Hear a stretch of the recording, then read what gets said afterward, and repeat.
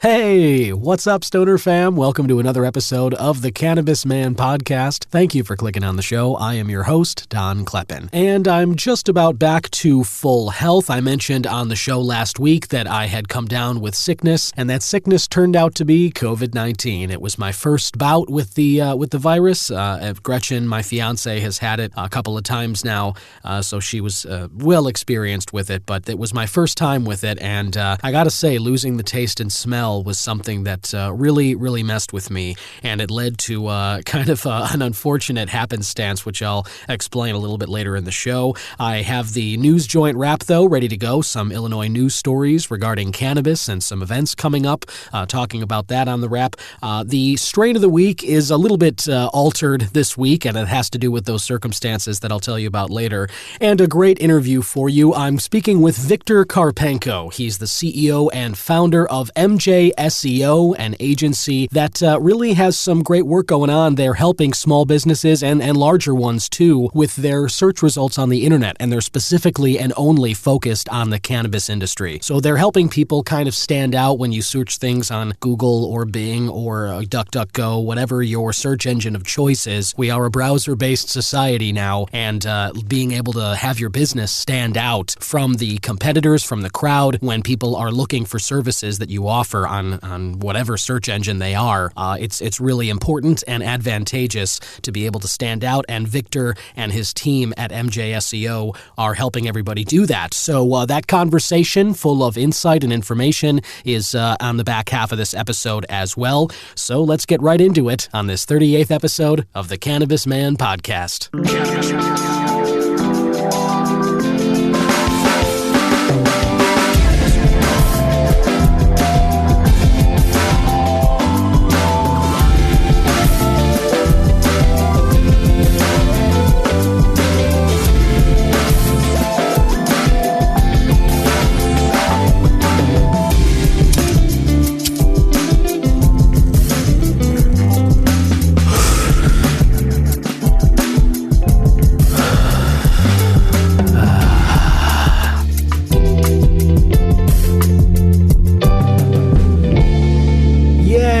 That's the theme right there, courtesy of my man Yusu Kim, aka Goodson. You can check out his music and some of the new singles that he's been releasing on his Instagram page at I Am a Good Son. And let's jump right into the News Joint Wrap. That's right, brought to you by IllinoisNewsJoint.com. You can think of it as the joint you can hit for all your Illinois cannabis news and reviews. And let's start with IDOA has issued the next round of transporter licenses for Illinois. That would be the state's Department of Agriculture, and they made this issuance today from when I'm recording this, January 19th. That'd be Thursday. And IDOA announced that they had issued 33 transporter licenses today, and that closes the 2022 application pool. That's in addition to the 88 craft grow licenses and 54 infuser licenses already issued to date, bringing the total licensed transporters in the state to 222. Nice and alliterative there. 85% of all new licenses under the CRTA are equity by ownership, according to Jason Brown at Illinois News Joint. Transporter licensees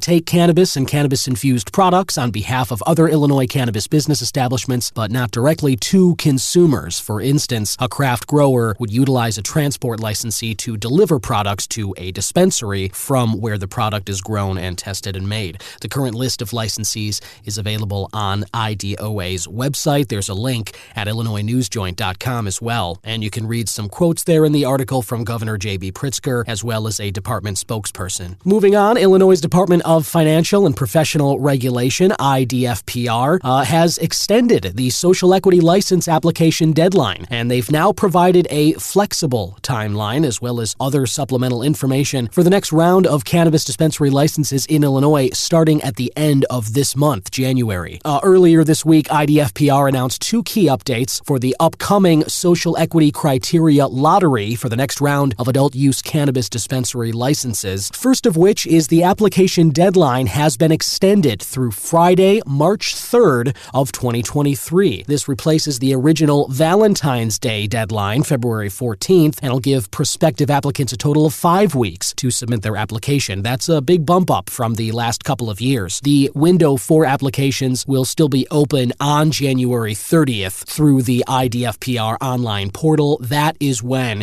you can start submitting your applications, and the deadline now again extended through March 3rd. IDFPR has also created an interactive map available on its website for all prospective applicants. The interactive map allows people to check if an individual address is within a census tract which qualifies for one of those social equity criteria. The department encourages all individuals to utilize this helpful map as they prepare their applications. So, if that's you, if you're thinking about filling out one of these applications for the social equity lottery licenses here, use the new map tool at IDFPR's website. The interactive map tool lets you know ahead of time if where you're planning to set up operations is in one of those districts that they need to be. You can also find other additional resources for the social equity criteria lottery, including a step-by-step breakdown of it and the licensing process, a mock application, and a guide for acceptable documents to fulfill the social equity criteria. You can find all of that on the adult use cannabis webpage of IDFPR's website. And an event coming up, the Bud Tender Choice Awards, is to be hosted by High Minded Events. Jason Brown of Illinois News Joint says High Minded Events have already scheduled 3 for the year,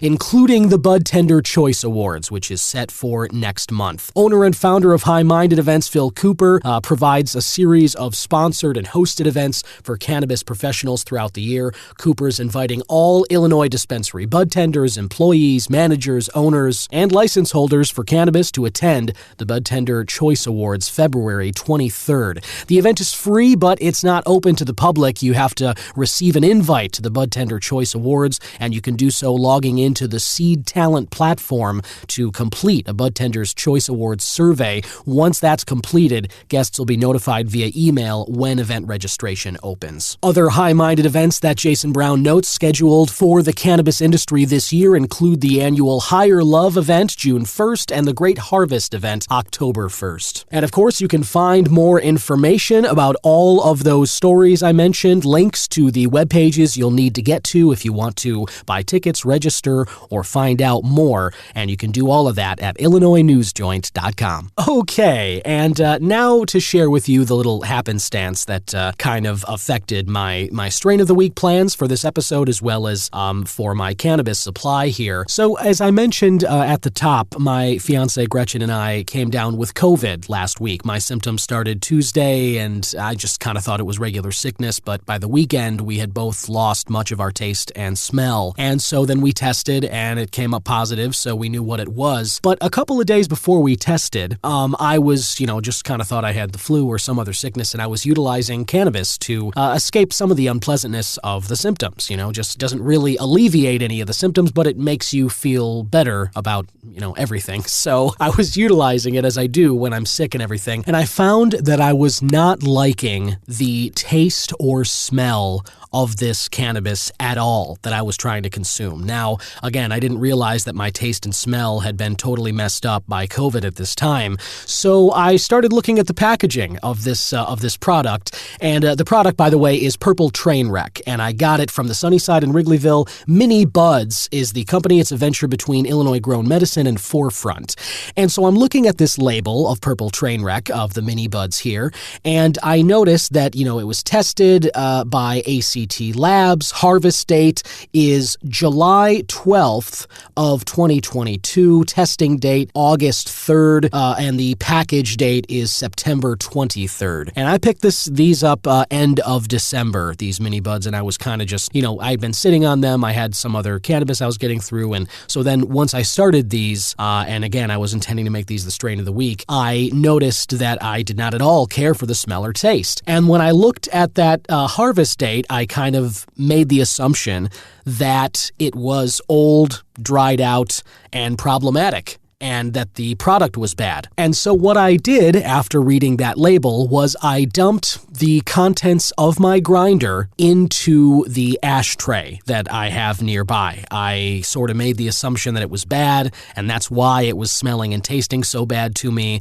I thought the product was garbage, and so like I said, I just tossed it effectively from the grinder into the ashtray. And 2 days later, I tested positive for COVID. The rest of my taste and smell was gone. And after I've gotten clear of COVID and I've been able to try the little bit of the other cannabis that I had left, I realized that what had happened was that my taste and smell just got completely crossed up. And for a few agonizing days, my preference, my taste and smell, the enjoyment that I have of those for cannabis was not only gone, but totally reversed. I found that I did not at all like the smell or taste of burning cannabis, and so I didn't smoke or consume any of it for those next couple of days. And for me, this was, just a unique experience. I feel like it's one that I'll always remember. Again, this was my first time with COVID. I was fortunate enough to kind of to avoid it for, 3 years of this pandemic when it started, and, it's coming for everybody eventually. I see that now, but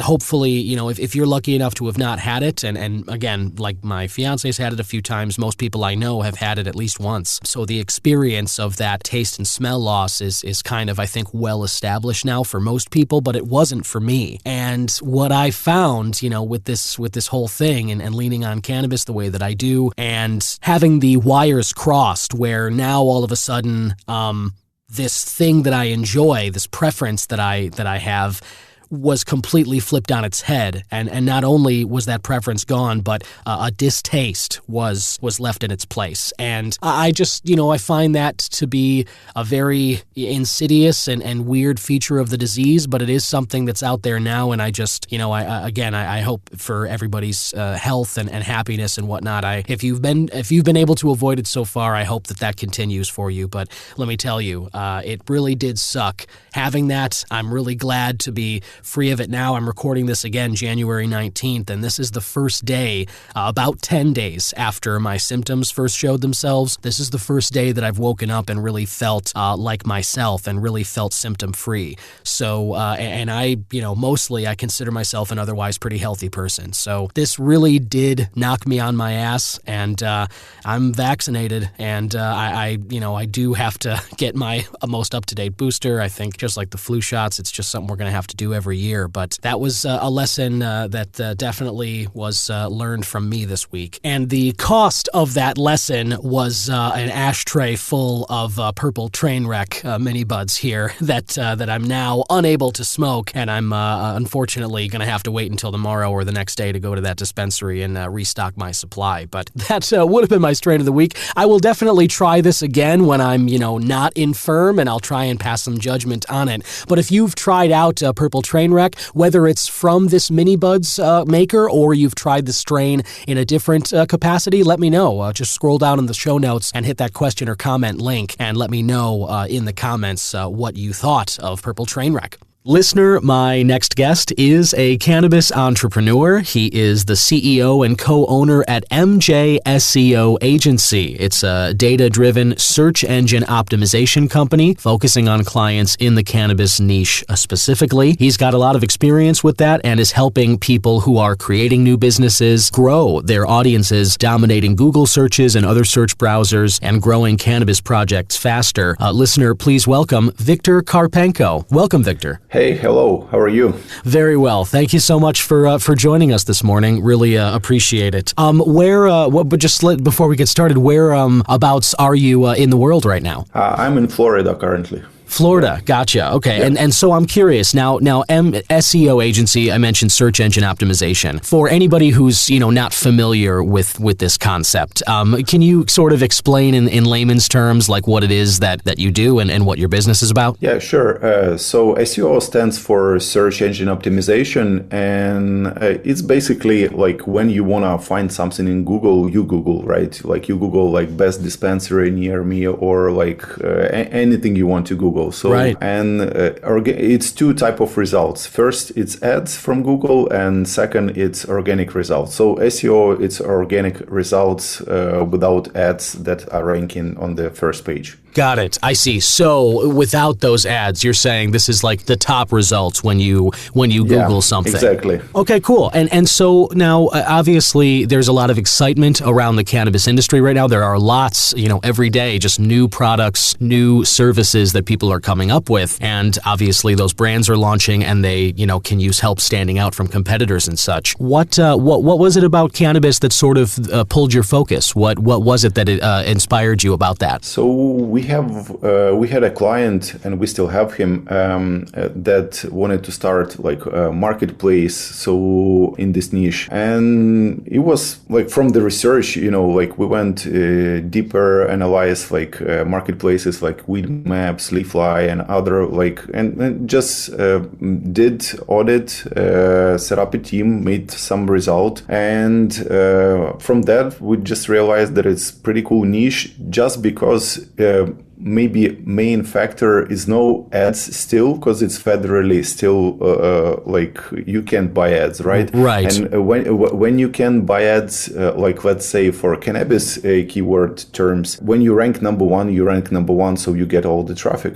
Wow, that's interesting. So it does present a really unique opportunity, but it's also a really kind of crucial point. It goes back to the fact that we're in this like patchwork legalization thing where some states it's legal, other states it's not, and federally it's still illegal. And because of that, I know federal companies are still really hesitant to take any cannabis affiliated money, and you can't really, buy national advertising, it seems like, on a lot of platforms because of that. And, that makes the internet thing, the internet marketing, puts it in an interesting place, I suppose. So how do you start with somebody? When somebody, reaches out to your, and by the way, how can somebody contact you if they're interested in, growing their stuff? You just go to mjseo.agency or just type in Google cannabis SEO and you'll find it somewhere in top 3. So, and that's how you can reach with me or with my team and just discuss the task. So where it all started, we need to understand the goal, if you want to get to some amount of traffic, the question is why. Do you want to increase sales, requests? Depends, because it's different verticals in cannabis niche. So depends what your goals are. We take these goals as a main task for us, and we just research, we do audit and research how we can get to this goal with the search engine optimization.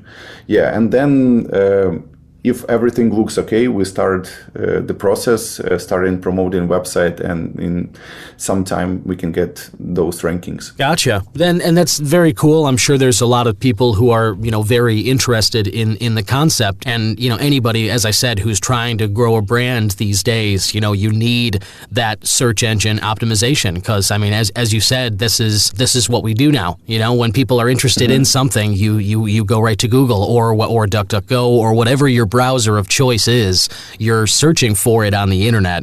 And so the more control or influence, or the better that your results are for somebody with a business when those results are displayed, it's just going to, translate into success, I think. Right. What are some of the challenges? Why do you think it's so crucial for people to use a business like yours as opposed to taking it on themselves? I think there's probably some people who are, with social media and some other stuff, they might think that they're doing enough marketing. But, why is it that what you're doing, the service you're providing, why is that so critical for people starting out and building brands? Just because it's the highest ROI, and it's more long term. Just you can start YouTube channel, but if YouTube don't like something, they can close it, right? So all the effort you put to that platform will be just lost in 1 second. The same with other social media. So basically, two decent source of traffic is SEO and like email. Like you get the traffic, you subscribe people, and no matter what happened, look, you have this database of clients that you can connect after, or just invite them to different platform like social media and other. And you can buy ads in social media as well because of the federally illegal stuff. So basically that's why. And when you actually rank, like it's different type of keywords you can use. You can use informational or transactional keywords. Like for example, if people look like buy Delta 8 gummies near me, right? So they are interesting to buy this product. When they Google it, they find websites, they go and order. That's why.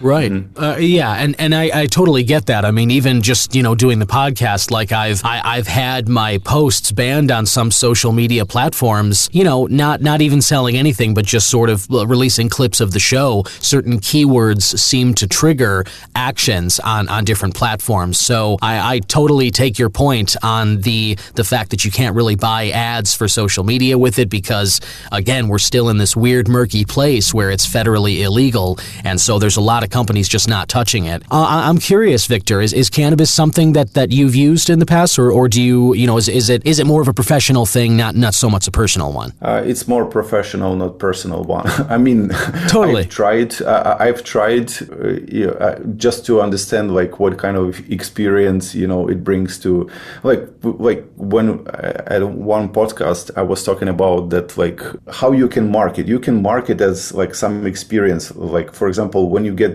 Delta 8 gummies, like for example, you have problems with sleep, you can relax, like and all other stuff. Right. This is also can be a solution, like they say medical one or whatever. But I use it more from professional because like I do SEO for 15 years, right? And MJ SEO is a branch of our like main company, and we just specialize in SEO. So we basically reverse engineer what's happening, and it's pretty easy compared with other niches to rank websites and get pretty good results. Now, what's your opinion about you were just saying that right now anyway, it's sort of I think because of the landscape of the cannabis industry, and there's not, we're still in this new front end of these legalized businesses and such. How long do you expect that to stay the case, in terms of how I don't know, I don't want to say easy, but like how attainable it is to get people in the top search results? Is that something that, you think you'll be able to do even 5-10 years from now as cannabis continues to grow? I guess so, but like to answer you question on the question how long, like it's always about the data. So like just give me any keyword and I will just like break through. Interesting. Yeah. That's really interesting. So you're saying it's not so much about the time or the market. You're saying that it really comes down to the keywords that are being used, and if you can use the right ones, then no matter what time it is, you'll be able to get those results, right? Not exactly. It's a lot of different ranking factors. So like I'm saying, like if you just, let's say you want to get like Delta 8 gummies in the states that are like legal, and like let's say in California, you can probably buy them, right? Mm-hmm. So when you Google Delta 8 gummies, it's like 10 results on the first page, and 10 of them you doing something to rank for this keyword. Let's say the search volume, this is how many times people per month search these keywords. Let's say for Delta 8 gummies, it's about 150,000 people search it every month, like across US. You go and see like what the keyword group, how much traffic potentially you can get if you rank like top 3, top 1, it depends. And then you go and see what the competitors did to rank there. Like for example, how many links pointing to their website, what kind of the content, what kind of the structure, do they optimize it? And it's like a lot of stuff on back end. Like we have like tools, not only like on the market, like Ahrefs, SEMrush, Majestic and other. We have like our own internal tools that pretty much answer you how long, what do you need to do, how much you need to spend, and what you will get in a certain amount of time. So like, because in Google, the main thing, it's not like, even if you have a lot of money and budget just to invest right now in like SEO for your website, it doesn't mean you will rank. You need to build trust step by step. And to build this trust, it's a lot of different factors. So we just like kind of take all of them, to take all the data, and then figure out, is it actually worth it to do it? If yes, what we need to do exactly, like step by step, with the links, content, technical optimization, like the UX, like how the website looks, and is it like user friendly with the speed, and like many other things. No, that's I totally get your point. That's different and a lot more complex than I was envisioning before. It comes down to, as you said, there's back end stuff, and it sounds like you have a lot of specialized tools to determine these things, but it's a lot more than just which keywords are used in posts. That's a part of it, but obviously things like what videos you're using, or what kind of messaging, establishing that trust, links, all of that, and just, it sounds like from my experience of at all trying to build any brands and reaching out on social media, like all of it you're kind of just walking around in the dark, and you try your best to respond to whatever works, but you don't often have an understanding of why whatever worked just worked. And it sounds like the SEO and the services you're offering is it can enlighten people as to what their best efforts, what their best investments how they could get the best return on those investments. Is that fair? Right. Yeah. That's why before you start, you need to research as much as you can and get all the data, just to see the ways who did what, and just to make your strategy like cost effective and like for sure, so you rank for sure in most of the time. I mean, the chances are more than when you do not research and like just don't understand what to do. So in any way, like here, like we know the answer, what do we need to do. That's why we start from these audits, and then only we can come up with the strategy.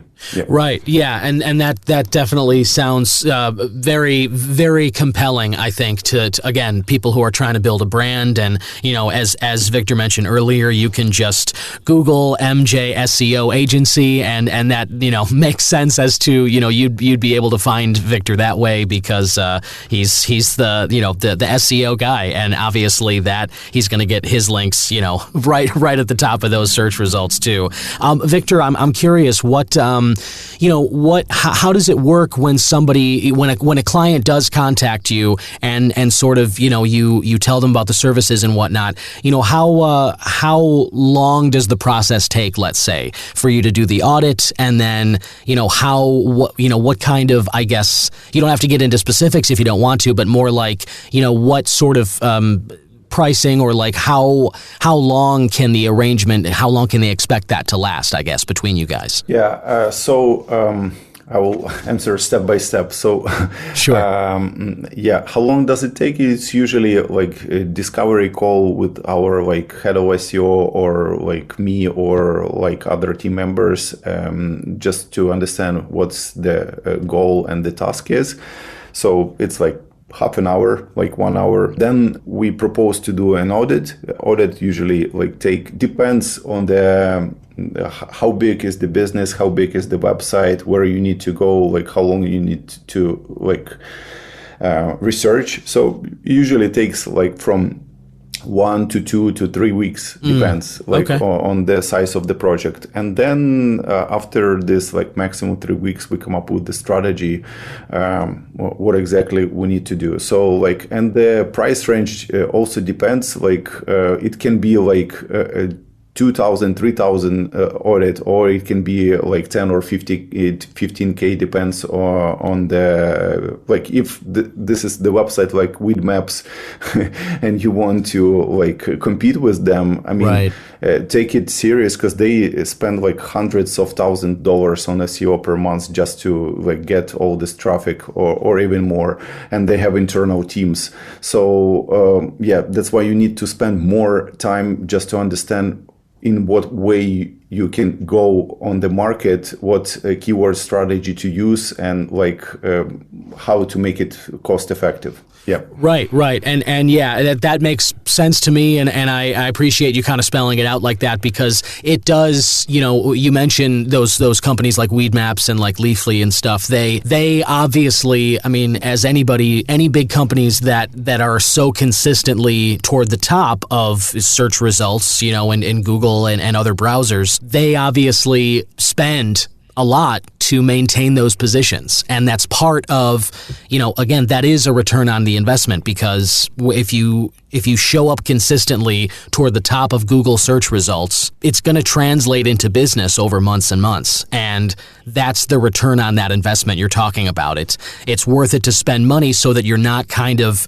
as we said earlier, walking around in like this dark forest without an idea of where you're heading and just responding to like random interactions, with people and trying your best to figure it out. But, I think that's a big part of why, especially today, I'm sure a lot of businesses flounder simply because they don't have the SEO side of things totally locked down. Yeah, thanks for explaining in this way. And I would just add, it's all about expectations, like when you like get some package from someone, like SEO services package, I mean, it also can be effective, I don't know, like maybe, but like when you know the real picture, what's going on with the competitors, you realistically can like just plan, is it possible or not, like, so you have the right expectations from the beginning, and like more clear strategy how to get there, right. That's the main point. Yeah, and totally, I think, again,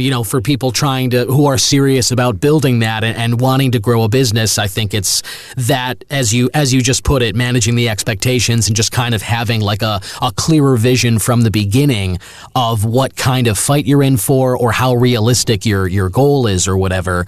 I definitely think that's going to be worth it for a lot of people, and so I think the work you're doing is exciting. And again, listener, you can contact Viktor Karpenko at MJ SEO Agency. You can just Google that or put it into your favorite search engine and find it that way.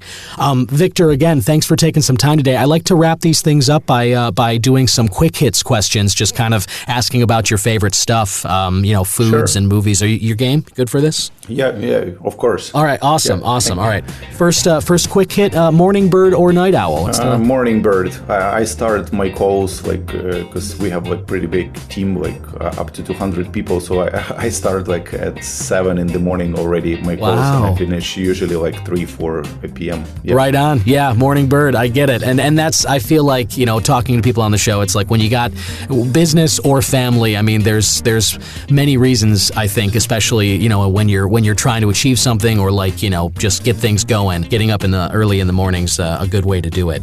Favorite foods, cuisines, if you're celebrating something, or is there a restaurant or anything like something you had a great year at MJ SEO Agency and you're celebrating, taking the team out? What's a cuisine or a food that really gets you excited? I would go. Can I choose not only one or just one? Oh no, choose more. You can go more than one.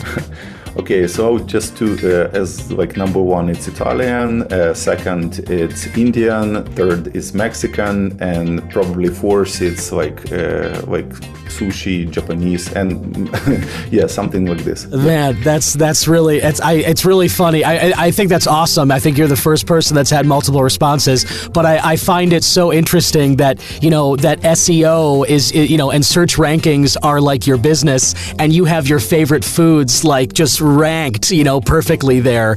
I find that very, very amusing, and I totally get you on that too. Indian food, Italian as well, all of that. Mexican sushi. I mean, Southern California is so great because it's just got all that great Mexican and seafood right there, and then here in Chicago, we've got a nice streak of Indian food as well, all kinds really. But I've had some, the privilege of having some great Indian food too, and it's just so flavorful. Really, really delicious stuff. That's cool. That's cool. And then I always ask all my guests, like, drug of choice, meaning, are you a coffee drinker in the morning? Do you like tea? Do you have wine or beer at night? Cannabis? What's your substance for, on a regular basis?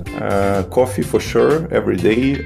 I even drink right now. I usually do paper filter, so it's like, when you put, it's a filter coffee. So I grind it and then I just put hot water on top of it, and it's really good. Oh, nice. Like right in. I like that too. I take my coffee black and I try and keep it, pretty basic. When I was younger, I used to really load it up with cream and sugar and whatnot, and I got away from that just to ditch the extra calories, but also because I wanted to kind of get more familiar with the coffee taste itself, and just kind of taste the beans, and so I like it like that as well. I think that's cool. Yeah, and I try to take low acid, so it's the coffee that goes up to more than 2,000-3,000 feet up. It's like Costa Rica, and other. So it's pretty cool. Yeah. Nice. And you say that's low acid, like for yeah. So basically when you drink alcohol, your liver still need to digest it. The same with the coffee, and if it's low acid, it's better a bit for health. Yep. Wow. Hey, that's great to know. Thanks for the tip. I'm gonna keep that in mind going forward. Sure. And then favorite movie or TV show? What's something you like to watch on if it's a classic movie or something. Anytime you see it on TV, you'll let it finish. What do you like? Usually HBO or Netflix. And last watch movie, I guess I watched Shaq on. It's a series about basketball player Shaquille O'Neal.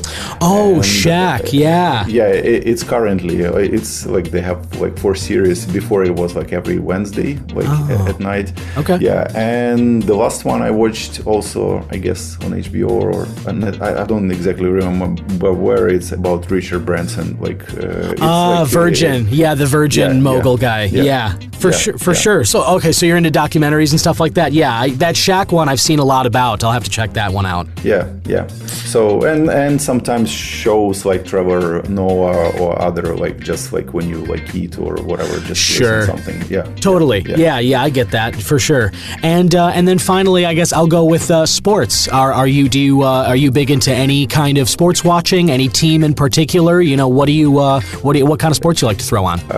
Basketball. I used to play in high school, and a little bit more professional, but back in Ukraine. Oh, nice. And I just watched a game. It was yesterday. Yeah, the day before yesterday. I went to Orlando watch playing Lakers and Magic. Nice. It was Lakers with LeBron. Yes. Yeah. So I'm a little bit a fan of LeBron no matter where he plays. Oh, right on. A LeBron fan for sure. Okay, cool. So you got to see him play the Magic. He was in town with the Lakers playing the Magic recently, and you got to go to the game. That's pretty cool. Yeah. That's and LeBron is that. I mean, whatever anybody's opinion about him is, I'm lucky enough where I was younger than 10 when Michael Jordan was kind of playing with the Bulls, but I'll always remember watching those games at my grandma's house, my mom's family. We'd wheel the TV outside watching those playoff games, and we never did that.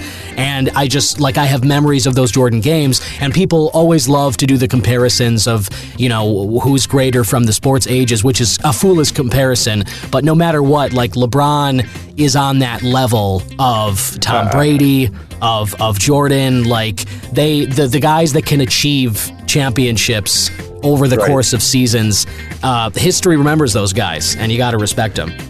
Right, but I think LeBron will try to score the most points. I think this year he can hit more points than Kareem Abdul-Jabbar. So that's huge. So he can be number 1 overall scored player in history. So Kareem, that's a big record. Yeah.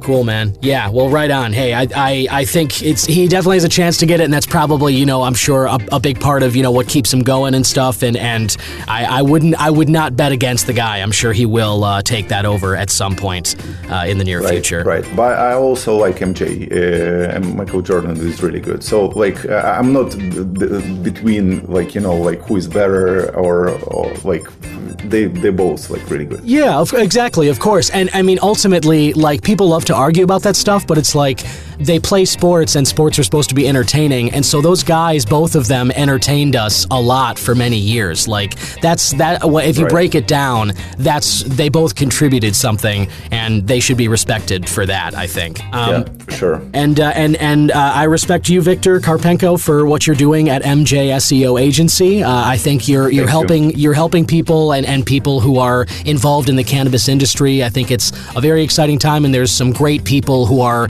just now coming up with great services and great products, and they're trying to get the word out there, and the work that Viktor's doing there is helping them do that. So, listener, definitely Google or whatever your search browser is, Google that MJ SEO Agency if you're interested. And Viktor, I hope we can talk again in the future. Thanks for jumping on today. Thank you for having me, and thank you for this cool conversation. Yeah, and I wish your podcast grow and grow. So you have in SEO the main point is just to grow traffic, grow position, and always expand. So yeah. Thank you. Thank you so much. Thank you so much, and have a great rest of your day and a happy New Year. You too. Happy New Year. Thank you so much. Bye.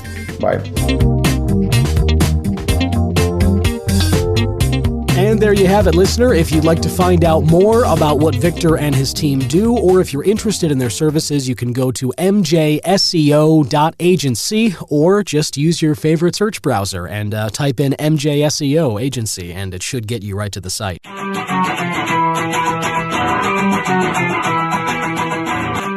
Welcome to The Rating Room. The Rating Room is a new weekly podcast hosted by Jay and Andy. In Season 1, we'll be rewatching and discussing one of the biggest movie franchises of all time. We are rewatching the James Bond movies. Who is the deadliest Bond actor? Who are our favourite Bond girls? How did the movies perform at the box office? You can follow us on the usual social media channels by searching The Rating Room on Twitter, Facebook, Instagram, TikTok and YouTube. You can also find more information on our website, www.theratingroom.com. You can find the show notes on our website, plus we have pages dedicated to each of the ratings and rankings, which are updated on a weekly basis. And make sure to subscribe to The Rating Room wherever you find your favourite podcast. Don't miss our first episode when it's released next week. The Rating Room. And one last note before I let you go this week, listener. An article crossed my feed earlier today, actually, and I wanted to bring it to your attention. Headline, which is admittedly hyperbolic here. This is from Syracuse.com. NYC's illegal weed dispensaries are about to experience a bloodbath. That is the headline. This was published today, January 19, and it was written by one Sean Teehan, Teehan, and Sean is the scene spelling, S-E-A-N. Police in New York City will launch a major crackdown on unlicensed weed shops, and the state legislature will propose legislation further empowering law enforcement to crack down on the illicit shop. That was said by officials during an NYC council hearing yesterday. That'd be Wednesday, the 18th. Council's Committee on Consumer and Worker Protection held a hearing during which its members spoke with the city's sheriff's office, NYPD, Department of Health, and other local agencies about a proliferation of unlicensed smoke shops selling weed in New York City. Quote, "The task force is continuing. Our operations are increasing. We are doubling, if not tripling, the enforcement that we have," end quote. That's from NYC Sheriff Anthony Miranda. The end of that quote is, we want them to know the type of enforcement that's going on so that they understand that we're not going away, end quote. I guess I wanted to bring this up to you, listener, because I've brought up on the show before this issue of black or gray markets in legal cannabis, states and territories around the world. When a place legalizes cannabis, one of the biggest threats to the success of that legal market or biggest obstacles to it is the proliferation of a black or a gray market where people can get their supply through other than legal means and other than at licensed dispensaries or wherever. And it does suck, I'll admit it. If people have a good arrangement with their dealer, if they're giving them prices that are better than legal stuff, if the quality's great and the person's delivering to you, that's hard to beat. It really is. But there has to be a commitment to seeing these legal markets through. As I've said, we just kind of have to wait out this initial period where the competition between businesses hasn't really been established yet because there's not enough of them out there. And again, I'm speaking really from Illinois' standpoint here. You might have a very different experience of legal cannabis where you are. And, if you're in a place like Michigan or Oklahoma, for instance, a recent ad, but they've been doing very well down there apparently. And if you're in one of those places, you might see that the legal prices have gone down or whatnot, and that might be fine for you. But in Canada, one of the biggest problems facing Canada since they legalized in their first province, I think Ontario was the first to do it. Ever since they've not taken off the way they expected. And a lot of that is because of the continued existence of the black market. So what ends up happening here? Well, they being the governments, those who are in charge of these provinces and in charge of ensuring the success of the legal markets, they then turn to law enforcement and they, are going to incentivize that they crack down more harshly on these black and gray markets. And I guarantee you, if it's not already at your state or it's not happened in your territory, it's coming. It is absolutely coming. This bloodbath that the writer so hyperbolically put in the headline there, that bloodbath is coming, though, for every state and every legal place, at least in the United States. I can speak for that. You know that if any legal cannabis markets are struggling and they believe it is from the existence of the black market, they're coming for it. And what's going to happen in New York City, as they say, what's going to start happening over these next weeks and months, that I'm sure is going to happen elsewhere, too. And so I guess my advice to people is just, if you're not already legal, and I feel like most of the listeners of this show are. I know that I always tout, how much I love the dispensaries. I, say that we need to buy in to legal cannabis. And even if you're not thrilled with how it's been rolled out in your state, I've talked with plenty of people who don't love the way that cannabis has been rolled out, certainly here in Illinois. The prices of product, the lack of social equity, applicants truly, who are setting up shop and getting their dispensaries up and going. These things, they're not great, but you have to give this thing time to sort itself out. You have to let more people get into the game. And when time has passed and more people get into this game, we're going to see more competition between businesses. We're going to see things that shake those prices down and make the experience and all the products for us consumers just the better for it. So this is going to happen, and I just think it's better for everybody to just sort of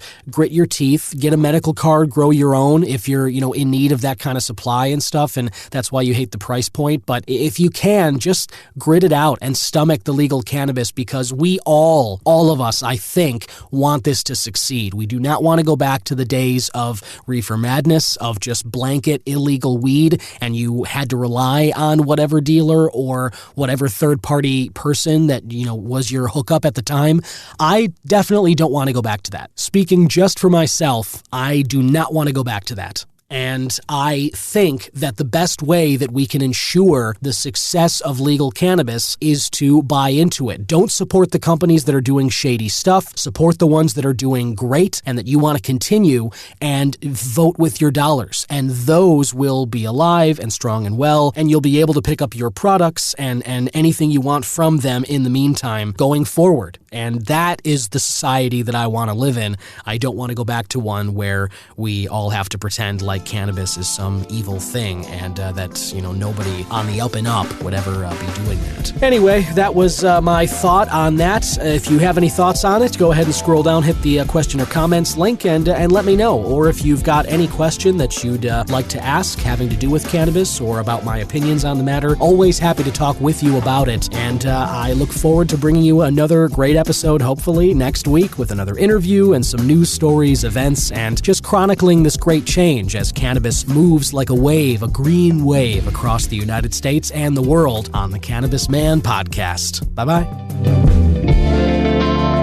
Cannabis Man is an original production of myself, Don Kleppen. Original theme music by Yusu Kim, aka Goodson.